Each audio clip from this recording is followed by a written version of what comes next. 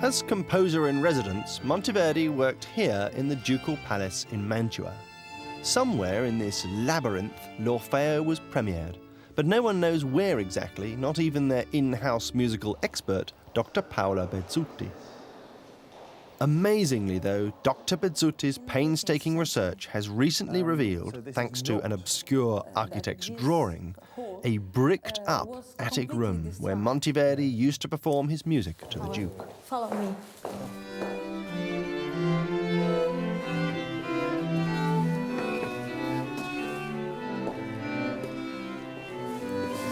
And so, Howard, we found this room. Hidden for 300 years. It's amazing. Monteverdi, every Friday evening, Monteverdi played these madrigals, perhaps instrumental music, chamber music, in this room. Climbing up into this secret and long-forgotten room, looking at the untouched 400-year-old frescoes, it feels powerfully as if Monteverdi himself is still sitting at the keyboard in the corner, patiently rehearsing his singers or polishing some delicious duet.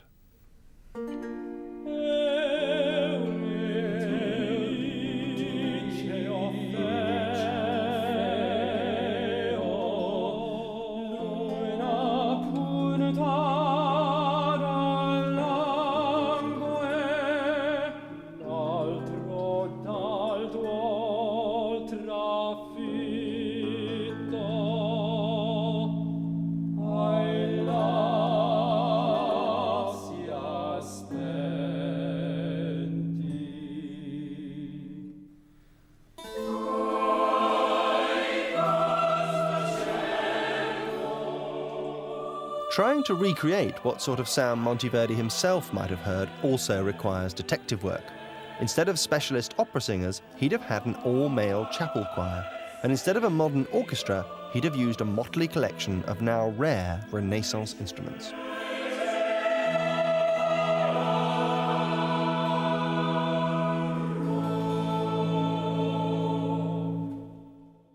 Monteverdi insisted that this was a drama through music.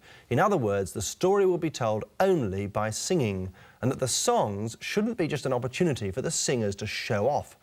This was something in later centuries, of course, that no one took the slightest bit of notice of. Nevertheless, Monteverdi's great achievement was to find a way of moving text along at high speed through a style known as recitative.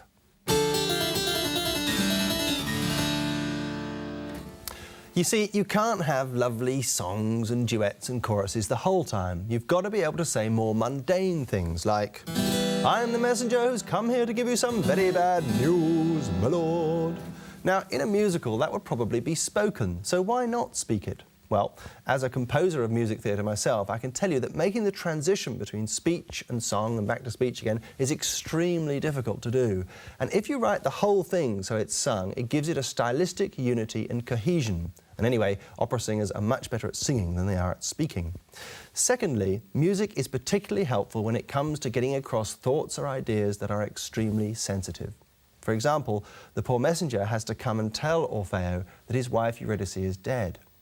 Now, the fact that this is sung and not spoken, I think, makes it much more plausible and much less melodramatic. La tua diletta sposa è morta.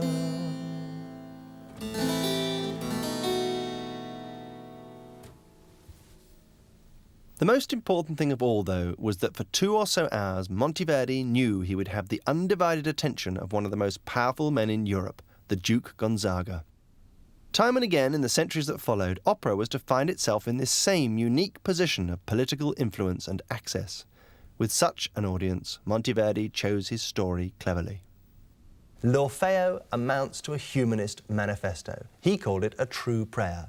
Its sentiment was that music, arts and learning could have a genuinely positive and civilizing effect on humanity.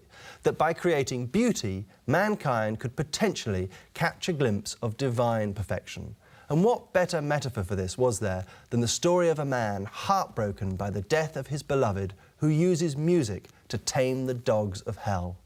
At this moment in L'Orfeo, we are at the heart of the piece. We are also witnessing the birth of passionate and dramatic opera.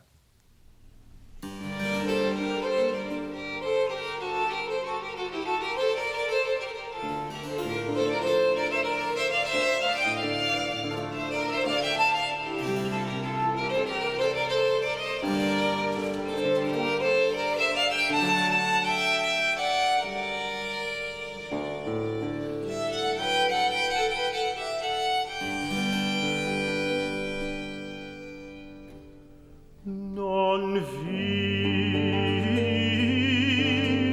no,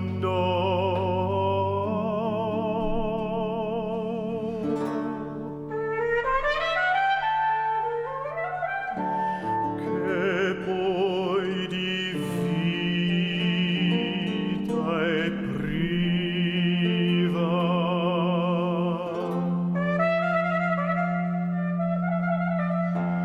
Mia cara sposa, il cor non è più meco.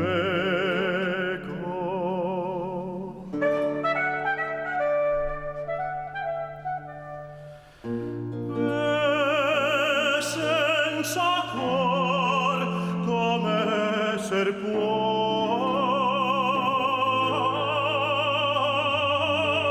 ch'io viva.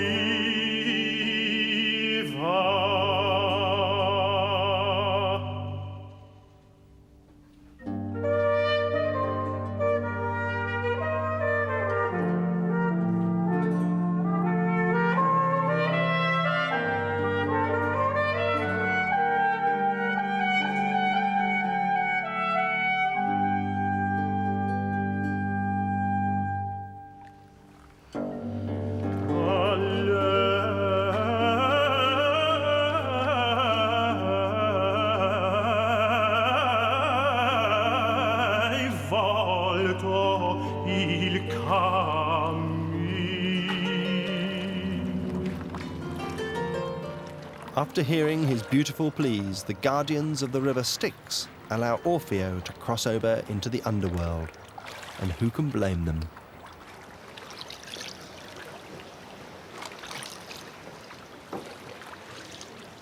Monteverdi's vision and daring brought opera to life in no uncertain terms.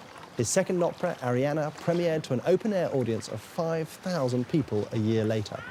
After these successes, both Monteverdi and opera moved here to Venice, where by the end of his life there were a staggering 19 opera houses in full flow. Every composer in Italy got in on the act, and soon opera's popularity spread all over Europe. But Monteverdi didn't know quite what a force he was unleashing. In the centuries that followed, opera's love affair with power, politics and destiny got it into some very deep water indeed.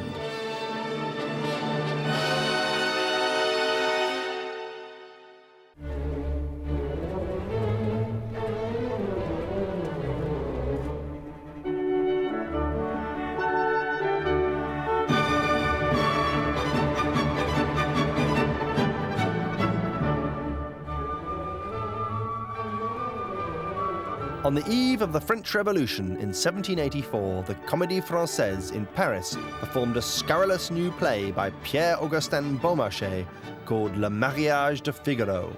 It was an overnight sensation and a box office smash. A contemporary described it as the end of the old order, and Napoleon said it was the revolution in action. Monarchs and aristocrats across Europe reacted by having it banned. The man who ruled the largest part of Central Europe, the Habsburg Emperor Joseph II, was no exception. So imagine his alarm and consternation when he discovered that one of his court composers, young Herr Mozart, was presenting the play as an opera under his very nose in his own theatre in Vienna.